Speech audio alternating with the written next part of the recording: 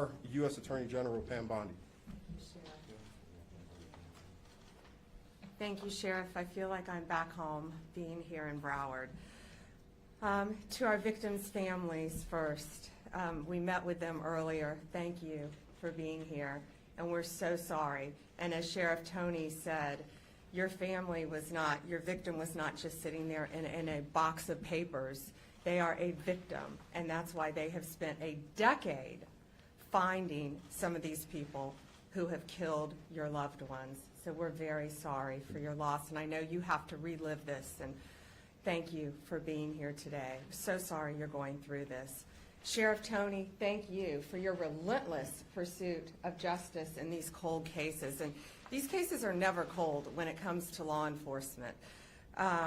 And I want to also thank Hayden O'Byrne, where's Hayden, our acting U.S. Attorney for the Southern District, and Brett Skiles, our SAC for the Special Agent in Charge for the FBI, and to all the great men and women of the Broward County Sheriff's Office, where our Border Patrol agents, all of our agents who are here who have done so much to help. Thank you all to the men and women, especially of Broward, and our victims advocates, our interpreters who have helped with this case.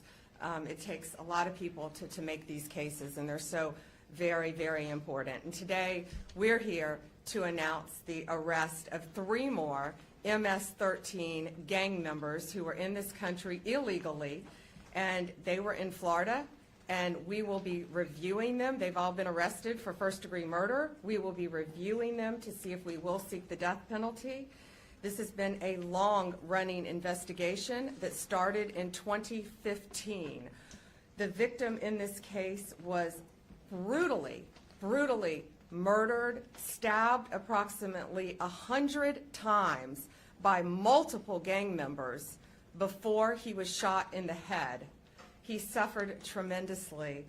And these indictments are a warning to all criminals. We don't care how long ago you committed the crime. We don't care where you go. We will find you, we will arrest you, and we will prosecute you to the fullest extent of the law. Gamez Maravilla was located in Lake County, Florida. Get ready for this. He was hanging drywall at the Villages when he was arrested. Bermudez Martinez was apprehended in Minnesota. Great police work by all of our federal, state, and local law enforcement agencies working together. Found this guy in Minnesota. He thought he got away with this crime, and he did not. Navarro Martinez arrested right here in North Lauderdale. They are charged with a brutal murder of a young man.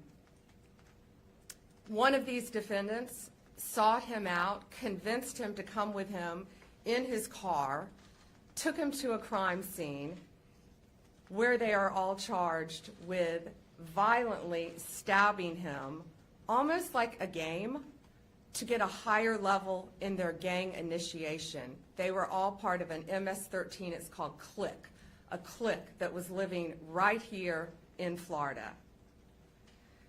They're not just a street gang, they are a highly organized terrorist organization.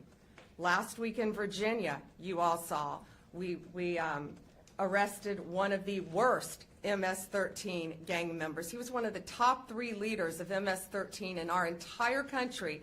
He was living right in Virginia, half an hour away from DC, in a nice apartment complex with normal neighbors, bicycles in yards. They are living among us because they think they can get away with this, and they cannot.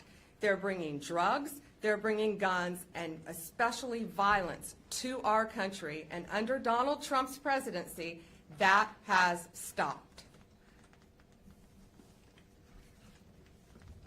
Every 7 minutes, an American dies of a drug overdose. Over 75,000 people die a year of fentanyl overdoses.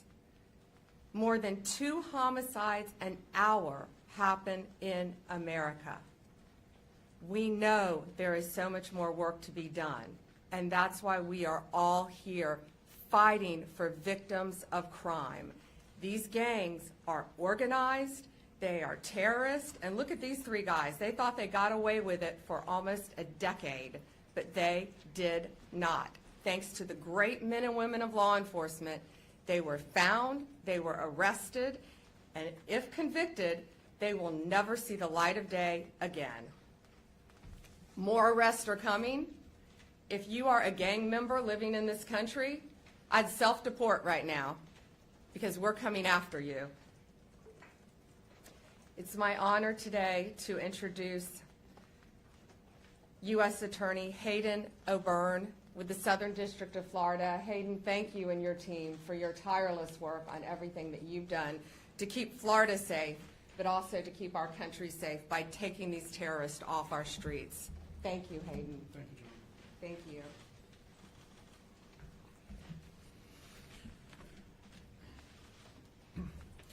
Thank you, General Bondi, for your support of the really strong state and federal partnerships that we have here in Florida and elsewhere across the country. Today is just one example of what we can do when law enforcement works together as a team, as Sheriff Tony and General Bondi have demonstrated here with what we're able to do. When we join forces like this, we can solve cold cases from 10 years ago. We can solve these homicides. We can bring terrorists to justice. We can take back America, and I hope that we can provide some solace to the victims of these horrific, horrific crimes. Sheriff Tony, thank you so much for your support in this case. We wouldn't have been able to do it without you. Thank you for your support for so many things, including doing an excavation to find the body of the victim years after that lot was turned into a housing complex. Thank you to the cold case detectives and everyone else at your office that worked tirelessly to pursue these individuals, not just in South Florida, but across the country. I also want to thank the Palm Beach Sheriff's Office, Customs and Border Protection, Homeland Security Investigations, the Florida Department of Corrections, the Naval Criminal Investigative Service, and everyone else that was involved in this prosecution. We couldn't have done it without you, but when we work together, we can achieve these indictments and we can secure the convictions of these terrorists. The United States Attorney's Office and the Department of Justice, we will not stop working to pursue these terrorists and take back America. Thank you. I'd like to welcome to the stage the SAC of the Miami Field Office of the FBI, Brett Stiles.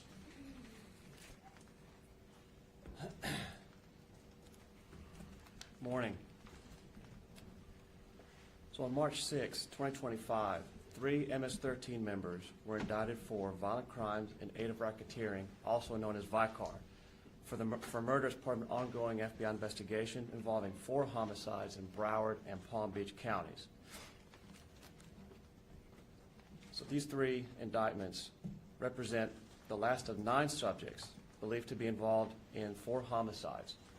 Within the last 6 months, 5 other MS-13 members have pleaded guilty, and the 6th was convicted at trial for VICAR murder related to this investigation.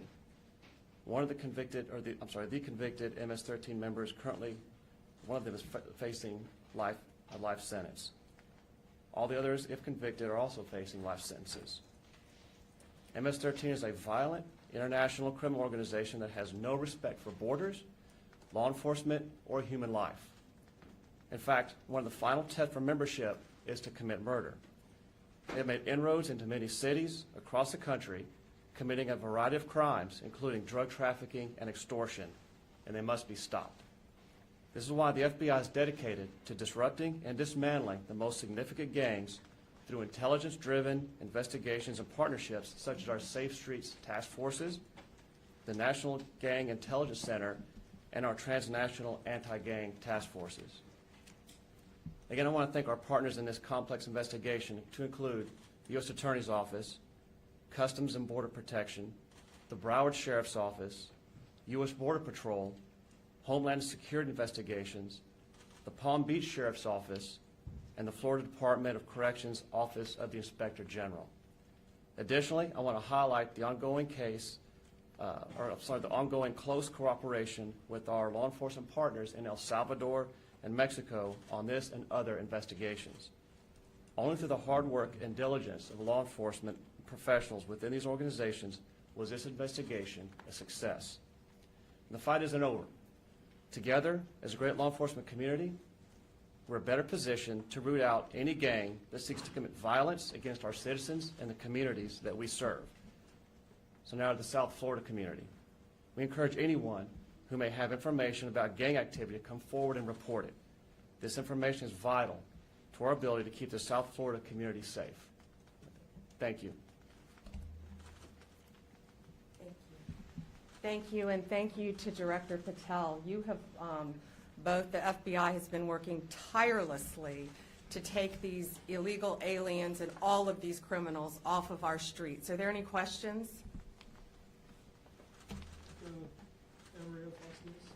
Hi. Obviously, the MS-13 gang has been here for the last 10 years. This is a cold case. Can you please explain and expand on the scope of how long and wide this gang, specifically in Florida, has affected our communities? Well, if you could see the pictures of this victim, too, brutally, any homicide, in my opinion, is brutal, but brutally stabbed. It was over 100 times, right, Sheriff? All over his body. I mean, his neck, his chest, his entire body, almost like a game. Didn't they call it a piñata? They called him a piñata. That's how frightening and dangerous these people are. These gangs are organized, terrorist. They have a command structure, and one of the reasons they commit murders in this way is to increase their level within the gang. So yes, they had been operating right here. One of them, as I said, was caught in Minnesota. They are living among us, the most violent of violent, but no longer. Thanks to great police work, and again, it's state, local, and federal agencies working so well together. We're going to find them all and take them off the streets. These three were here illegally from El Salvador. Can you explain how the 9 and possibly 10th there, how are they responsible for more than one murder? If you can talk about the scope. Multiple murders for the other ones. Do you want to take that? Multiple murders. Yes, there were a total of 4 murders involving these defendants down here in South Florida. In the trial that just concluded, the people you see on the top row either pled guilty or were convicted of those murders. And then basically everyone on that was involved with the last murder that we've charged. And the 3 individuals that have been charged were involved in that last murder. They were part of the gang where they all went out and brutally stabbed the individual over 100 times as part of the gang initiation. So the 3 on the top there on the left, they're the ones for that Oakland Park murder? Yes. Everybody was involved in the Oakland Park murder, and then there were 3 other murders down here in South Florida that various gang members were involved with.